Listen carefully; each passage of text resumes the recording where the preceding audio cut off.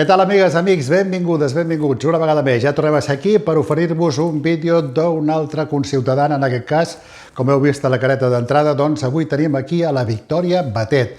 La Victòria fa 14 anys que ens va deixar, però encara continua viva en el nostre record. I qui sóc jo? Doncs jo sóc un dels nens de Toeda, orgullós d'aquest barri al que cada estiu hi torno per cantar cançons inspirades precisament en aquest espai, en aquest àmbit i també en molts dels seus personatges, on els meus pares, emigrats de Cabo de Gata d'Almeria, varen venir a viure a la travessia de Sant Isidre.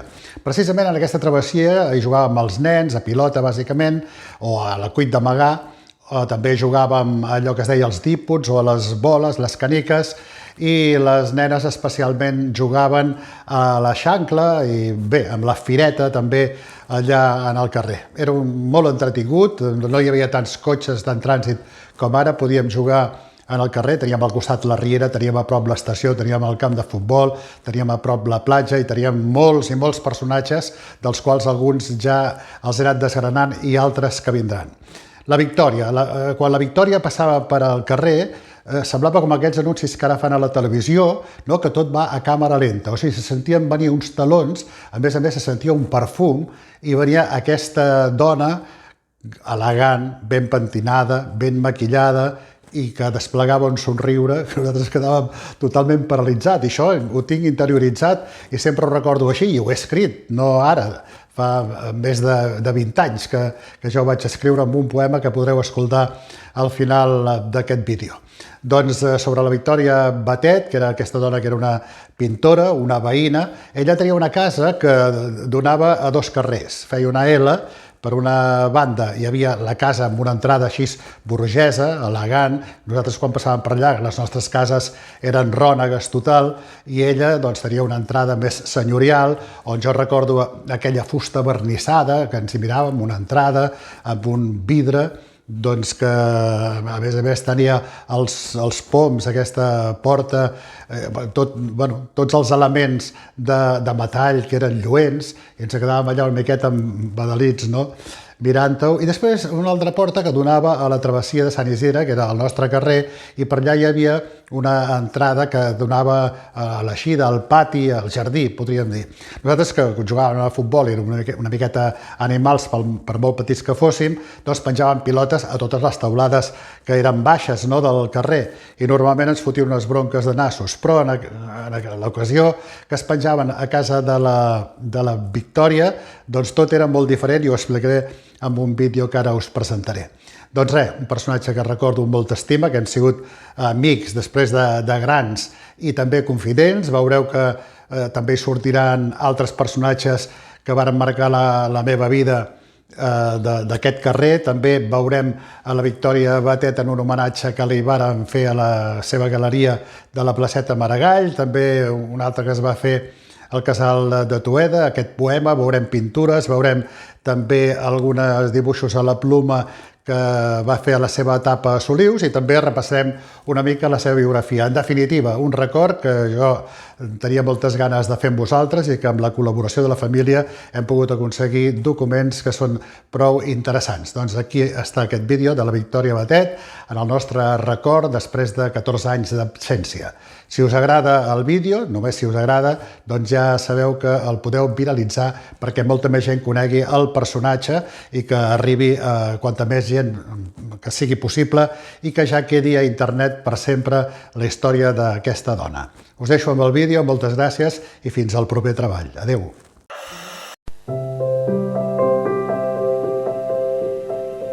Com ja us he comentat, la Victòria Batet era la dona més elegant del meu barri, aquella que els nens miràvem embadalits al seu pas per la travessia de Sant Isidre, un sector del barri on convivien famílies com la meva, procedents d'Andalusia, i les autòctones, en general, en bona harmonia. Jo sempre collant amb el meu inoblidable amic, en Josep Doltra, que molts recordareu que amb la Dolors Morgado varen patir un fatal accident a la carretera de Palamós l'octubre de 1978. Precisament amb en Josep Doltra, en l'EP, solíem penjar pilotes per les teulades i fèiem empipar els propietaris, però quan havíem de demanar la del seu pati, sortia la Victòria i ens la donava amb un somriure comprensiu. Però què en sabem de la Victòria Batet i Arxer? La Victòria neix a Sant Feliu de Guíxols el 19 de febrer de 1920. És la filla petita de l'Enric Batet i Bosch i de la Isabel Arxer Ferrac.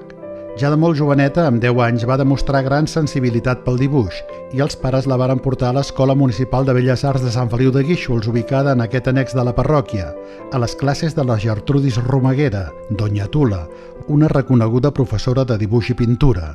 L'any 1932 es desplaça a Barcelona per cursar el batxillerat a l'Institut Escola Pi Margall, on sempre va ocupar els primers llocs de la classe de dibuix. Va restar internada a la Residència Internacional de Senyoretes del Palau de Pedralbes, on va fer grans amistats. La guerra de 1936 li va interrompre els estudis i va tornar a Sant Feliu. Com que ella i els seus pares anaven sovint a Solius, quan bombardejaven la ciutat va tenir l'ocasió de conèixer l'hereu del mas de Can Vicenç, en Joan, amb qui festejaria. Durant l'estada a Solius, la Victòria sortia amb la germana d'en Joan, la Maria, de qui veiem uns dibuixos.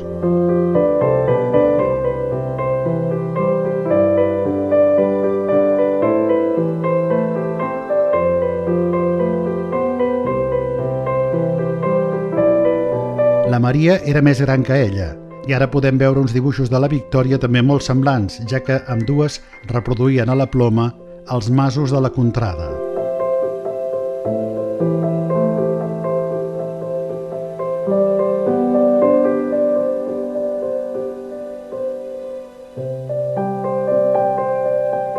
Ja acabada la guerra, el 3 d'octubre de 1941 es casa amb en Joan Vicenç i Malagrida, de Solius. A l'estiu de 1942, amb l'ocasió del naixement del primer fill, el conegut amant de la història local i polifacètic Josep Maria Vicenç, el matrimoni va retornar a viure a Sant Feliu.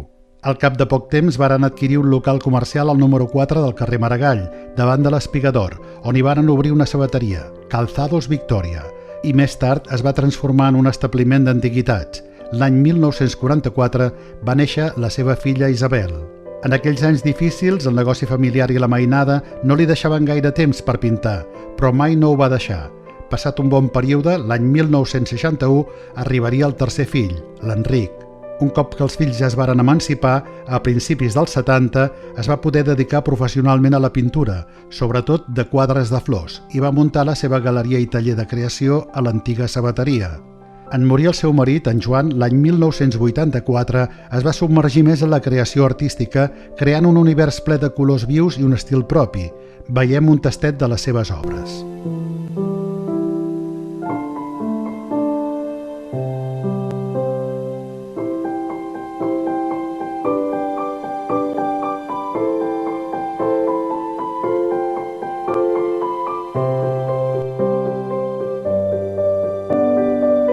Però una altra defunció a la família, la de la seva filla Isabel, que va traspassar prematurament l'any 2005, la va afectar emocionalment, tant que va deixar de pintar els seus preciosos olis per dedicar-se esporàdicament a les petites aquarel·les. En feia per vendre als turistes i postals de Nadal que enviava als seus amics. Tenia amistats de tota mena, com ara amb el nen, en Francesc Rovira i la seva dona, la Isabel Cros, i encara resta penjat aquest dibuix de la barca del matrimoni a la casa del carismàtic pescador. L'any 2000 vaig demanar a l'alcalde Joan Alfons Albó que l'Ajuntament li fes un homenatge de reconeixement. Va accedir i la placeta Maragall, l'1 d'agost de l'any 2000, es va omplir de gom a gom, demostrant l'estima que la ciutat li tenia, i ella va lliurar una de les seves obres al consistori. El pintor i ninotaire Ramon Mutger li va regalar una divertida caricatura. També l'any 2008 se li va fer un homenatge durant una exposició al Casal de Tueda en reconeixement a la seva col·laboració i trajectòria. Entre el Casino dels Senyors i el Casal de Tueda socialitzava mentre ja deixava de pintar i un any després, el 3 de setembre del 2009, va morir, però ens va deixar la seva obra, que ja havia exposat en nombrosos llocs, tant en col·lectives com en individuals, a més de Sant Feliu, a Begur, Platja d'Aro, la Bisbal, Girona, Vic, Lloret o Banyoles, entre altres. En el fulletó d'aquell homenatge a la seva galeria li vaig escriure aquest poema que recull bona part dels passatges que he remarcat anteriorment, amb fotografies dels carrers i el portal ara tancat al que faig referència. El poema el vaig titular «D'un nano del teu carrer».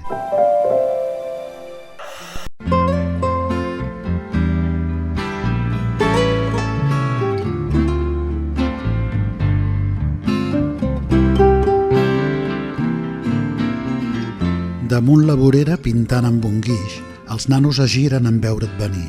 Les passes ben fermes, s'aturen els crits, escampes somriures pels carrers petits. Pilotes penjades en el teu teulat, la tarda s'enfila per fer-les baixar.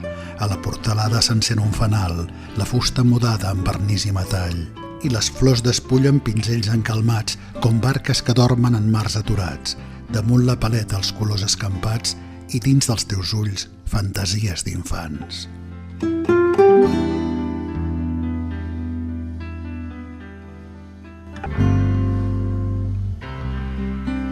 Mm-hmm.